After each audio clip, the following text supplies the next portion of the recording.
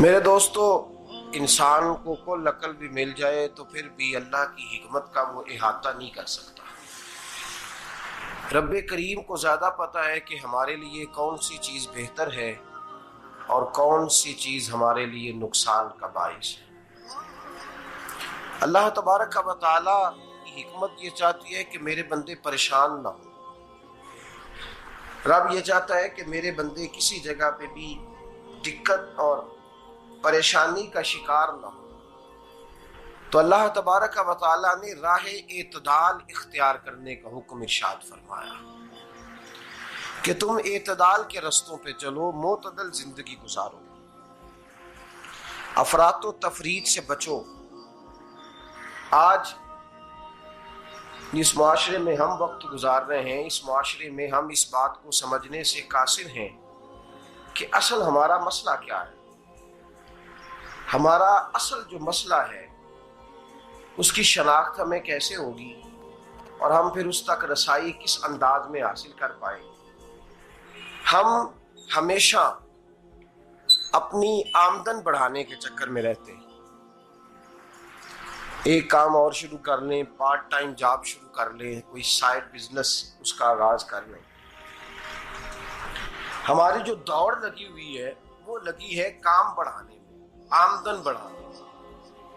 हालांकि इस्लाम हमें ये कहता है कि तू आमदन बढ़ाने के चक्कर में ना पड़। असल बात यह है कि तू अपने खर्चे कंट्रोल कर। तंग इंसान वो नहीं होता जिसकी आमदन थोड़ी होती है। ये तवज्जो कीजिएगा मेरी बात, ये कीमती बात है और गुफ्तगू सारी का लुबे लुबाब है। तंग बंदा वो नहीं होता जिसकी आमदन थोड़ी होती है। असल परेशान वो होता है जिसके खर्चे ज्यादा होते हैं।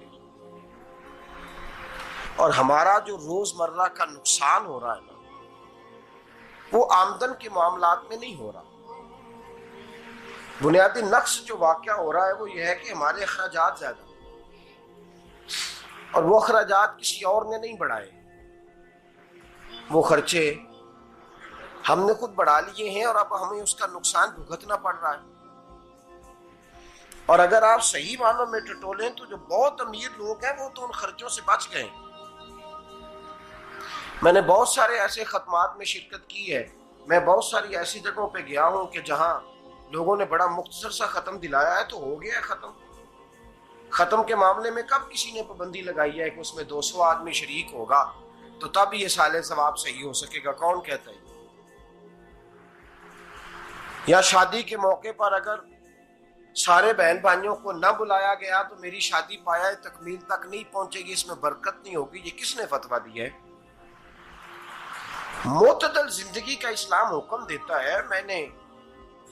मैं पढ़ रहा था कि एक बहुत बड़ा सदर है, गालबन सूडान के सदर की बात हो रही थी, तो अपने बेटे की बारात लेके गया तो 4 लोग गए हैं बारात, और 15 लोगों का उसने एहतमाम किया अपने घर में खाना खाने का। तो क्या शादी हो गई कि रुक गई?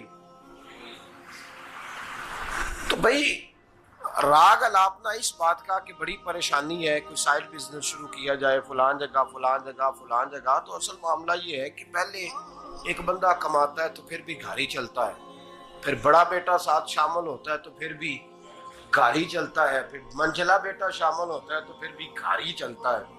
जो रोना दादाजी रोया करते थे कि बड़ी मुसीबत है, बड़ी मुश्किल है, गाँव में रह अकेले होते थे और वो 5 बच्चों को और 4 बच्चियों को वो पालते थे, तो जो वहां परेशानी थी वही आज परेशानी शहर में आकर पढ़ लिख कर मोटी तनख्वाह लेकर वही परेशानी हमें है।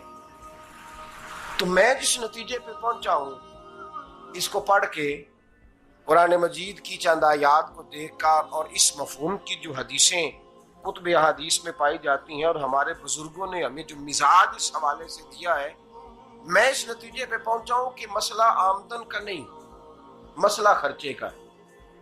हमारे खर्चे बुनियादी तौर पर ज्यादा, और अगर फिर हम ज्यादा बोझ खवातीन पे डालते हैं कि वो मुतालबे ज्यादा करती हैं। और अगर आप मुझसे पूछें तो खवातीन की भी अगर किसी जगह कोई आदत खराब होती है तो उसमें असल किरदार उसका होता है जो वो आदत खराब तो क्यों अपने गले से उतार के आप किसी के गले में बात डालने के चक्कर में हैं? वो खवातीन की तबीयत नहीं ऐसी है। असल बात यह है कि हमने आदत डाली है, हमने ये मिजाज उनको दिया तो उनका बना है, न कैसे बन सकता। तो एतदाल जब तक जिंदगी में नहीं होता, पानी प्यास बुझाता है, लेकिन एक गिलास ही हो तो प्यास बुझाता है। बाल्टी को मुंह को लगाएगा तो कपड़े भिगो देगा उसके। हालांकि पानी बुरी चीज का नाम नेमत है ना, बहुत बड़ी अल्लाह की, लेकिन प्याले में ही अच्छा लगता है। कोई मटका मुंह को लगाएगा तो तंग होगा, प्याला ही बेहतर है उसके लिए। तो मेरे दोस्त, मटके से भी बाज़-औक़ात काम चल जाता है, लेकिन अगर कोई कहे नहीं मुझे दरिया ही चाहिए तो उसका तो घर बह जाएगा, सारा घर बह जाएगा उसका। हमें दरिया काबू करने का मूड बनाया हुआ है, तो इससे घर बहा करते हैं, इससे घर बना नहीं करते। घर प्याले से पानी पीने से बनता है। अगर तू दरिया पे कब्जा करने का मूड बनाएगा तो घर बनेगा नहीं, घर बह जाएगा। आग ना हो तो खाना पक नहीं सकता, लेकिन हल्की आंच से खाना पकता है। और अगर आंच तेज कर दी जाए तो जी, करीने क्यास बात कर रहा हूं मैं, अकल से मावरा नहीं कर रहा। करीने क्यास समझाने के लिए मिसालें दे रहा हूं। हल्की आंच पे खाना पक जाता है और आग तेज हो तो खाना जल जाता है। तो खाना उतनी देर ही खाने के काबिल रहता है जब तक वो हल्की आंच पे पकता है। तू जितनी मर्जी तू कहता है नहीं मेरा गुजारे नहीं, आग तेज होनी चाहिए, तो मियां जल जाएगा, जल जाएगा। हवा न मिले तो सांस नहीं आती, ठीक है। ऑक्सीजन ना हो तो सांस है, हवा ना चले तो गुजारा नहीं होता। लेकिन अगर तेज जले ना, अगर तेज जले तो तेज चले तो आंधी और तूफान बन जाए तो छतें गिरा देती है, जाने ले लेती है।